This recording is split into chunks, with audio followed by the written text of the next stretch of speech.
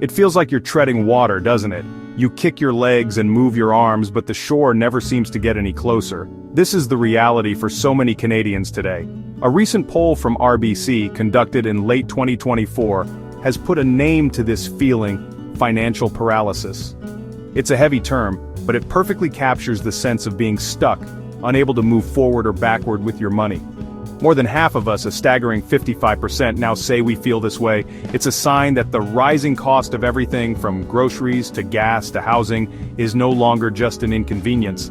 It has become a significant weight on our shoulders, making it difficult to breathe, let alone plan for a comfortable future.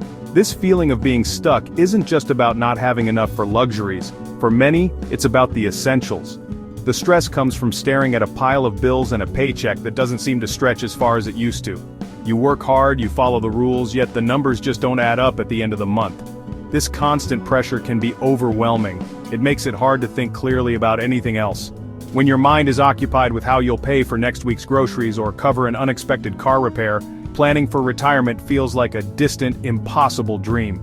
This is the essence of financial paralysis, being so consumed by the day-to-day struggle that the future becomes a blur. The poll shows this isn't a niche problem affecting only a few, it's a widespread issue that cuts across the country. Nearly 1 in 3 Canadians, or 29%, describe their financial situation as being in a constant state of chaos. Think about that for a moment. That's millions of people living with a persistent sense of disorder and uncertainty about their money. It's no wonder that 47% find it almost impossible to even think about their financial future. The immediate needs are too loud and too demanding. How can you plan for a tomorrow you can't afford when you are barely getting through today? The struggle is real, and it is impacting our collective well-being in profound ways. This paralysis also chips away at our sense of security and optimism. When you feel like you're constantly falling behind, it's easy to lose hope. The poll found that 48% of Canadians believe they will never be able to get ahead financially. That's nearly half the population feeling like the game is rigged against them, no matter how hard they try. An equal number, 48%, say they can no longer afford to maintain their current standard of living. This isn't about giving up fancy vacations, it's about cutting back on things that once felt normal and necessary, creating a life that feels smaller and more constrained than the one you had envisioned for yourself and your family. Let's get down to brass tacks and look at the hard numbers. They paint a stark picture of the financial tightrope many Canadians are walking. According to the RBC poll, a full 50% of us are seeing every single dollar of our income go toward paying for necessary bills and expenses. This leaves absolutely nothing left over for savings, for fun, or for an emergency. When your entire paycheck is spoken for before it even hits your bank account, you are living without a safety net.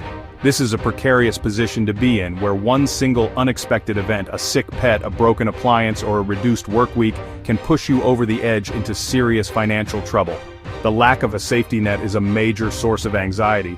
The poll revealed that 60% of Canadians worry they do not have enough money saved to cover an unexpected expense. In fact, 44% of people rank this as their single biggest financial risk for 2025. This fear is not unfounded. We've seen that 47% of people are already living bill to bill, a stressful cycle where there is no buffer between you and financial hardship. To cope, many are making difficult choices. The same poll showed that many in this group have had to dip into their emergency funds, or even more alarmingly, their retirement savings, just to cover the rising costs of daily life. When there's no money left to save, people are forced to turn to other options, and often that means taking on more debt. The data shows that 27% of Canadians have had to borrow money just to meet their basic monthly needs. This is a dangerous cycle to get into. Using a credit card or a line of credit to pay for groceries or rent might solve a problem in the short term, but it creates a bigger one down the road. The interest charges add up, making your expenses even higher the next month and digging you into a deeper hole that becomes increasingly difficult to climb out of. This is how a temporary cash flow problem turns into a long-term debt crisis. The pressure has become so intense that people are turning to their personal networks for help. It's a humbling experience to ask for financial assistance, but nearly 1 in 4 Canadians, 25%, have found themselves in this position. They have had to ask family for money, move back in with their relatives, or seek help from friends just to stay afloat. This shows the scale of the problem. It's not just about individual financial management. It's about a wider economic environment where, even with support systems, people are struggling to make ends meet. It's a clear signal that the financial fabric of many households is being stretched to its breaking point. While this financial pressure is felt by many, it is not distributed equally across all age groups. The burden of financial paralysis is falling most heavily on the shoulders of Millennials and Gen X. These are the generations in what should be their prime earning and building years. They are raising families, paying off mortgages, and trying to save for their children's education and their own retirement.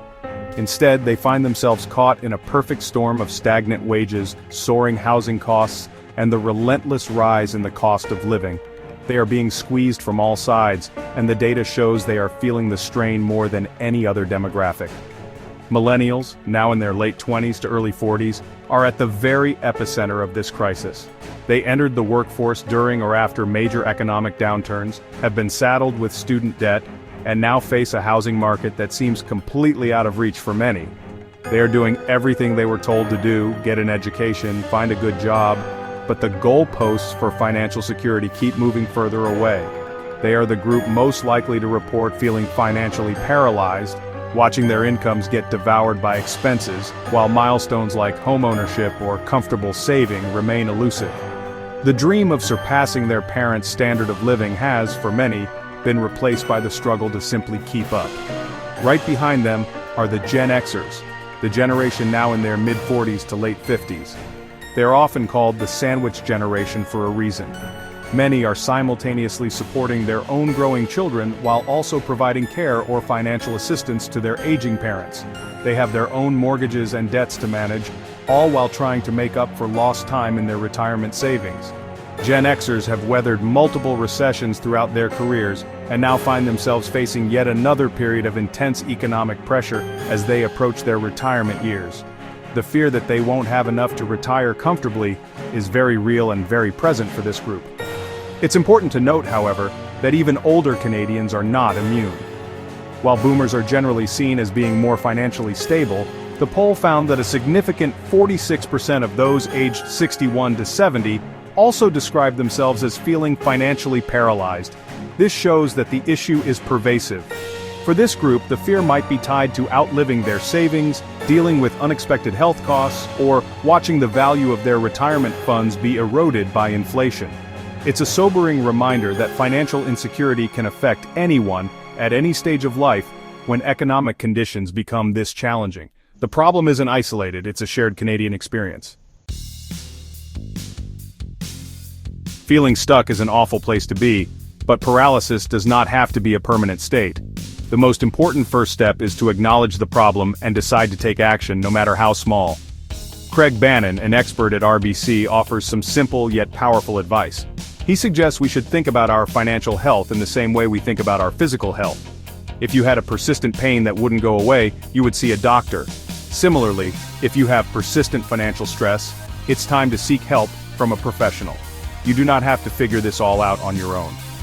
A qualified financial advisor or a nonprofit credit counselor can help you see your situation clearly. The first step with any professional will be to get a clear picture of your money. This means figuring out exactly what's coming in and what's going out. It sounds simple, but many people avoid this because they are afraid of what they will find. You have to face the numbers, write it all down, create a budget, or what I like to call a spending plan. This isn't about restricting yourself, it's about empowering yourself with information. Once you know where your money is going, you can start to make conscious decisions. You can identify areas where you can cut back and find money to redirect toward your most important goals, like building an emergency fund or paying down high-interest debt. Building an emergency fund is crucial for breaking the cycle of paralysis. It's your buffer against the unexpected. Start small. Even saving $10 or $20 a week is a positive step. Set up an automatic transfer to a separate savings account so you don't even have to think about it. The goal is to eventually have 3 to 6 months worth of essential living expenses saved up. Having this cushion means that the next time the car breaks down, you won't have to reach for a credit card. It gives you breathing room and a sense of control, which is the direct antidote to feeling paralyzed. It's about creating stability $1 at a time. Ultimately, regaining your financial footing is a journey, not a sprint. There will be good days and bad days. Be kind to yourself. Celebrate the small wins, like sticking to your budget for a week or making an extra debt payment. Talk about your money worries with someone you trust. You are not alone in this struggle. Millions of your fellow Canadians are feeling the same pressure. By taking small, consistent steps, tracking your spending, making a plan, seeking advice, and building a safety net, you can begin to move from a state of paralysis to a position of power. You can take back control of your money and start building the future you deserve.